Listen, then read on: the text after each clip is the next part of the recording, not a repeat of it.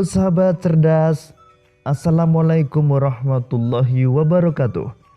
Pada kesempatan kali ini kita akan belajar pada tema 7, peristiwa dalam kehidupan. Subtema 1, peristiwa kebangsaan masa penjajahan. Dan kita sampai pada pembelajaran ketiga. Sahabat cerdas, sebelum kita mulai pembelajaran kita, jangan lupa untuk berdoa terlebih dahulu.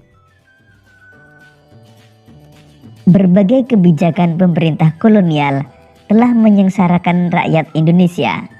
Salah satunya sistem tanam paksa yang dilaksanakan pemerintah kolonial Belanda. Sahabat cerdas, tahukah kalian apakah sistem tanam paksa itu dan apa pengaruhnya terhadap kehidupan rakyat Indonesia? Untuk mengetahuinya, mari kita lanjutkan pembelajaran kita. Sistem tanam paksa pemerintah kolonial Belanda. Pada masa kepemimpinan Johannes van den Bosch, Belanda memperkenalkan sistem tanam paksa.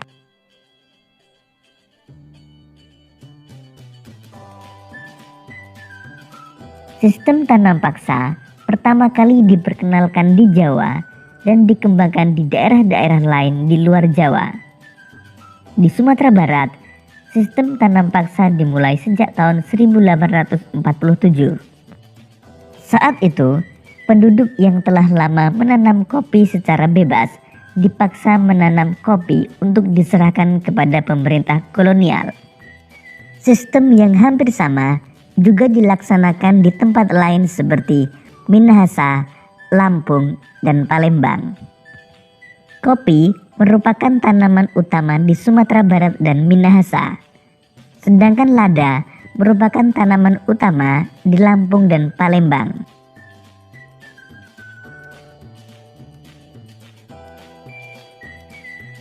Sahabat cerdas, pelaksanaan tanam paksa banyak terjadi penyimpangan. Di antaranya sebagai berikut. 1. Jatah tanah untuk tanaman ekspor melebihi 1/5 tanah garapan, apalagi jika tanahnya subur. 2.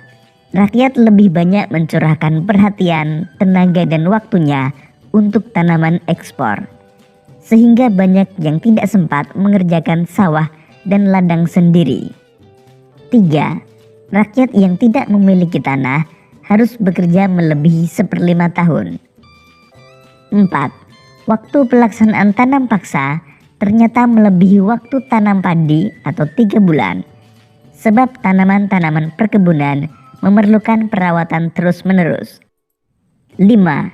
Setiap kelebihan hasil panen dari jumlah pajak yang harus dibayarkan ternyata tidak dikembalikan kepada rakyat. 6. Kegagalan panen tanaman wajib menjadi tanggung jawab rakyat atau petani.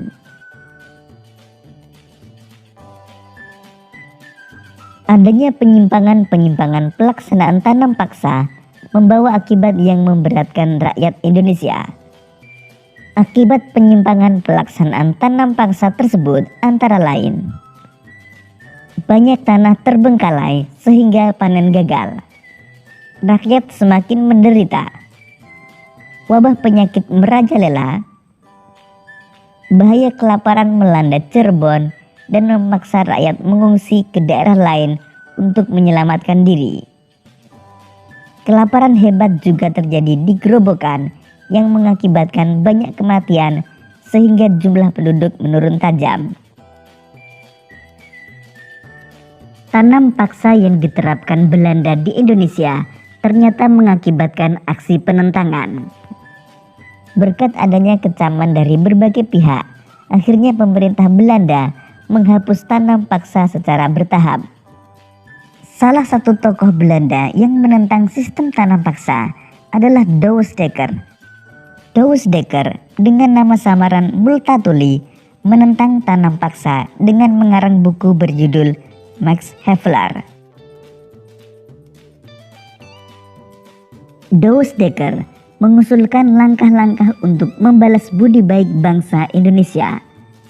Langkah-langkah tersebut adalah sebagai berikut. Pendidikan atau edukasi, membangun saluran pengairan atau irigasi, dan memindahkan penduduk dari daerah yang padat ke daerah yang jarang penduduknya atau transmigrasi. Sahabat cerdas, menjelang kedatangan bangsa Eropa, masyarakat di wilayah Nusantara hidup dengan tentram di bawah kekuasaan raja-raja. Kedatangan bangsa-bangsa Eropa di Indonesia mula-mula disambut baik oleh bangsa Indonesia. Namun lama-kelamaan, rakyat Indonesia mengadakan perlawanan karena niat jahat bangsa-bangsa Eropa itu mulai terkuak dan diketahui oleh bangsa Indonesia. Perlawanan-perlawanan yang dilakukan rakyat Indonesia disebabkan orang-orang Barat ingin memaksakan monopoli perdagangan dan berusaha mencampuri urusan kerajaan-kerajaan di Indonesia.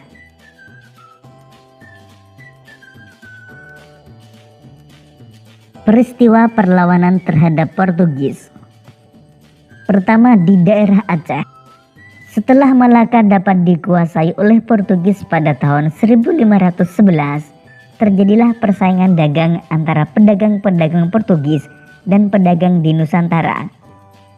Portugis ingin selalu menguasai perdagangan, maka terjadilah perlawanan-perlawanan terhadap Portugis.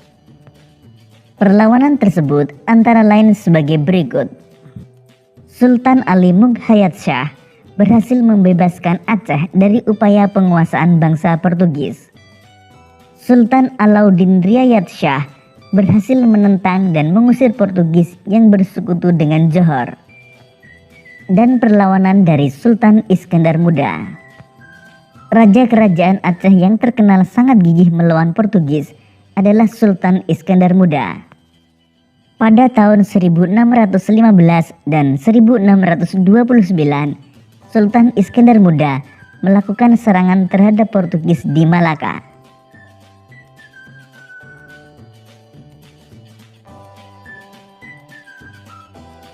Selanjutnya, perlawanan di Ternate. Pada awalnya, Portugis diterima dengan baik oleh raja setempat dan diizinkan mendirikan benteng. Namun lama-kelamaan, rakyat Ternate mengadakan perlawanan karena Portugis serakah, ikut campur dalam pemerintahan, membenci agama rakyat Ternate, dan bersikap sewenang-wenang. Rakyat Ternate dipimpin oleh Sultan Hairun bersatu dengan Tidore melawan Portugis, sehingga Portugis terdesak. Pada waktu terdesak, Portugis mendatangkan bantuan dari Malaka dipimpin oleh Anthony Galvo, sehingga Portugis mampu bertahan di Maluku. Pada tahun 1565, rakyat Ternate bangkit kembali di bawah pimpinan Sultan Hairun.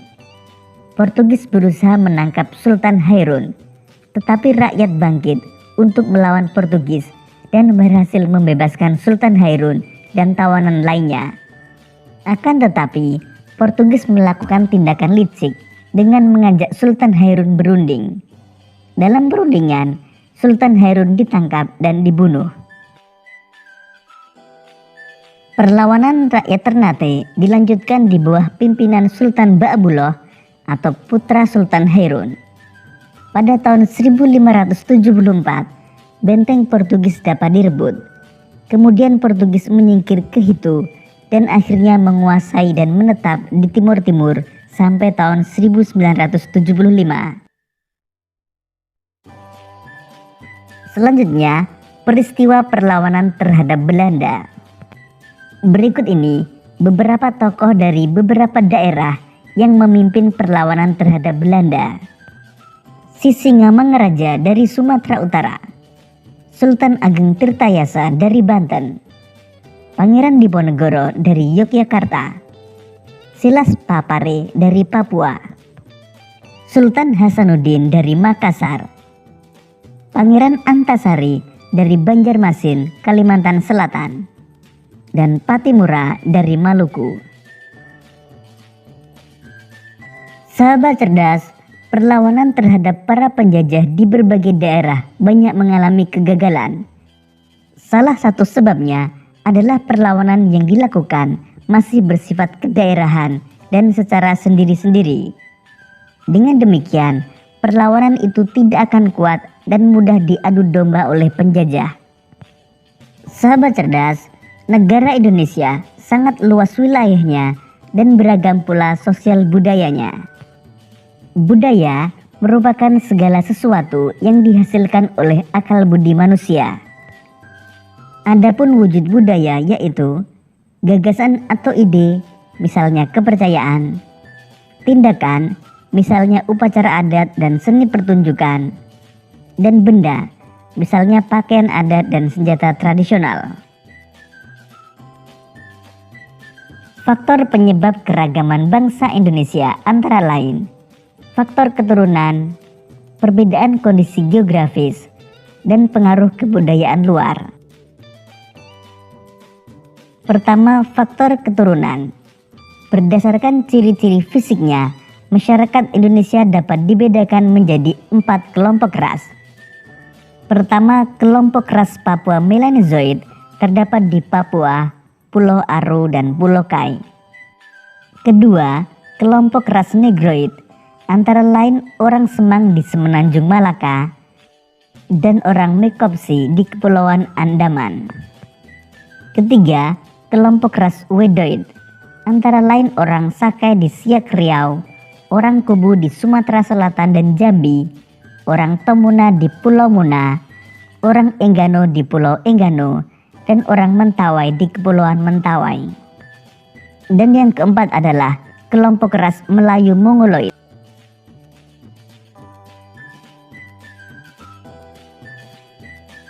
Perbedaan kondisi geografis. Perbedaan kondisi geografis turut berdampak pada munculnya berbagai ragam mata pencaharian. Contohnya perikanan, pertanian, kehutanan, dan perdagangan. Pada setiap bidang tersebut, mereka akan mengembangkan corak kebudayaan yang khas dan cocok dengan kondisi geografis lingkungan tempat tinggalnya. Pengaruh kebudayaan luar. Bangsa Indonesia adalah contoh bangsa yang terbuka.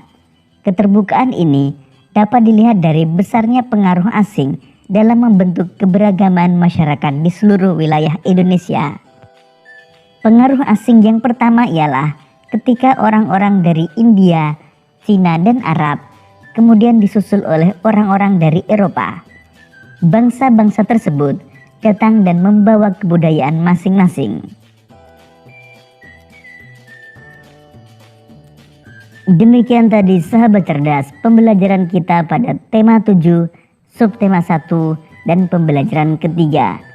Untuk menguji pemahamanmu, kamu dapat mengerjakan latihan soal yang terdapat pada deskripsi video ini. Sampai jumpa pada pembelajaran berikutnya. Tetap semangat dan selamat belajar.